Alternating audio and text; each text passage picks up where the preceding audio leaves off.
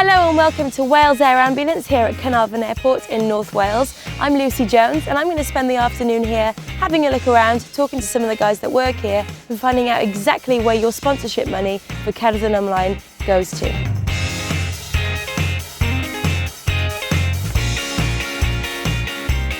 Yeah, it was brilliant. Last year's walk raised over £100,000 for the charity. Where does that money go exactly? That money basically goes into fuel, running the helicopter, paying for the pilots and running the service with the paramedics. So it's a very, very simple service. It's just that it costs a lot of money to keep 3 helicopters flying in Wales. I was flabbergasted at how much it costs every time the chopper flies. Could you just shed some light onto how much that costs and why it costs so much? It's about £1,500 per mission, and the bulk of that cost is actually fuel costs. It takes a lot of fuel and fuel is expensive. Into that is obviously the cost of the pilot and the crew on board and the lease hire of the helicopter as well. We don't own our helicopters, we lease them. So all these costs, we've worked it out and broken it down to cost per mission, and it's about £1,500. £1,500, it's a lot of money. It's a huge amount of money, but when you compare that to saving somebody's life, there is no price to put on that. Of course. It's quite cheap, really, in terms of saving somebody's life. Mae Lucie dod ato ni heddiw i'r maes awyr y Gaernarfon I gweld ti gwaith yn ei wneud a hytrach bod ti'n eistedd lawr yn efo coffi trwy dydd.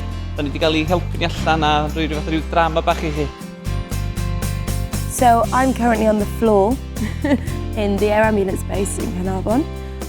The guys have set me up in a drill and I've just been injured. I've fallen down a ladder. The ladder has landed on my leg and I've landed on this thing here and I'm in pain.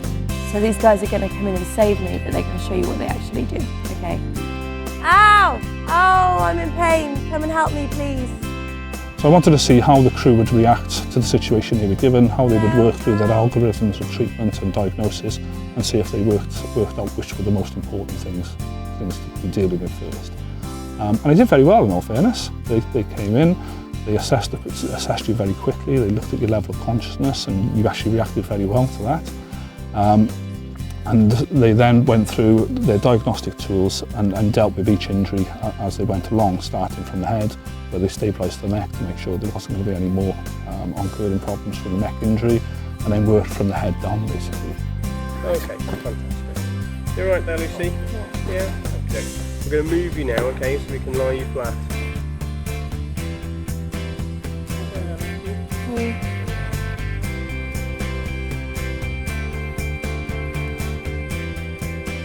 When they'd finished all the treatments, got you stabilised, they then decided to package you. Again, that can be quite a scary experience for the patient, and quite claustrophobic, quite controlling. So a lot of communication, and again, what I wanted to see was to make sure they spoke to you a lot, and it was the best experience it could possibly be for you.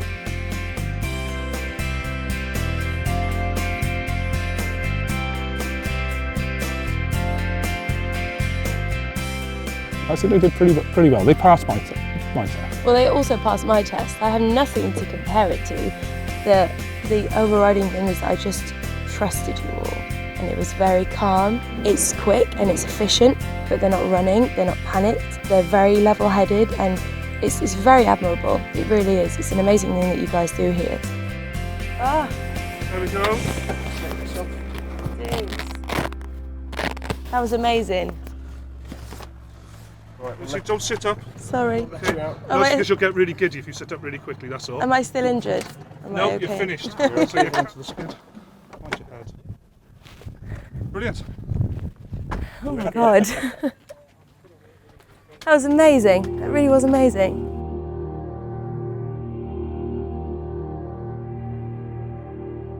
So you see every penny being spent in such a positive way.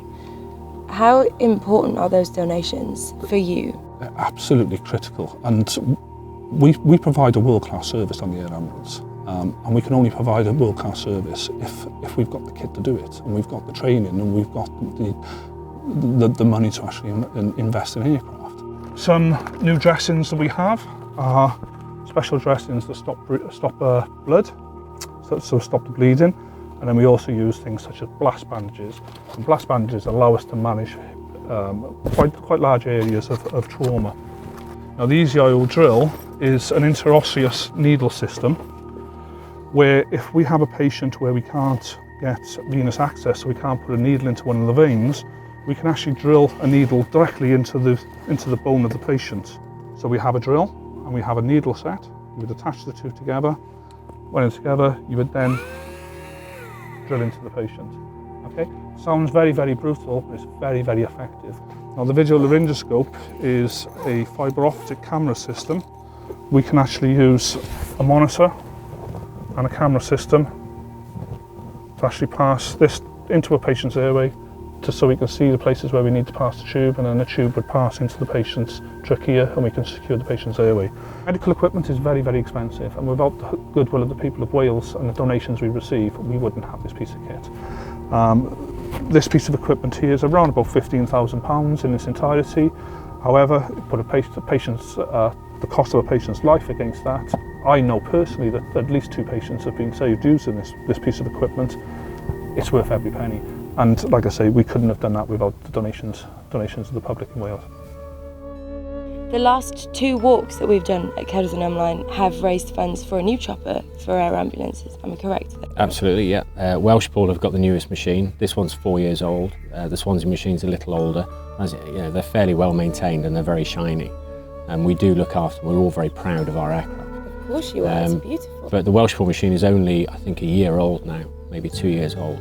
And it's got a few more whistles and bells. Essentially, it's the same machine as this one. It's just got a few more toys that the pilots like to play with. So the main differences between the old aircraft, the Bolco and the EC135, the analogue instruments that we've got along the top row here, the 5 instruments, these are very basic air-driven or vacuum-driven instruments. The idea is if all the electrics in the aircraft fails, these 5 will still work in good old-fashioned steam and mirrors fashion. However, this is the more sort of up-to-date glass screen cockpit that we tend to use, and it's all driven to be easy for me just to glance in and look at. Because we work single pilot, the workload is increased if there's an aircraft emergency because we're on our own.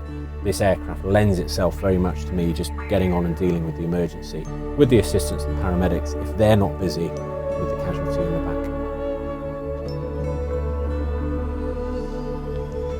So I'm supposed to be doing an interview now with the paramedics, but they've just had to run off and do a job.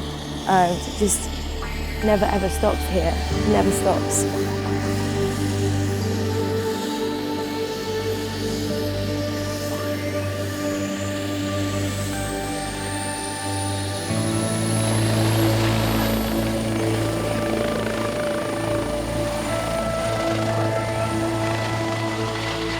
As you can see, Wales Air Ambulance provides an irreplaceable rescue service reaching parts of Wales that the emergency services simply cannot reach. These brave men and women that I have met today, who are now out on a job doing exactly what we've been talking about here today, they deserve our backing. They put their lives on the line every day for normal people like you and I, who get ourselves into situations where we cannot be helped in any other way. Please, please, please look at our Facebook page, look at our website that will be on your screen right now. Please donate. I'm about to walk 200 miles to help these guys out.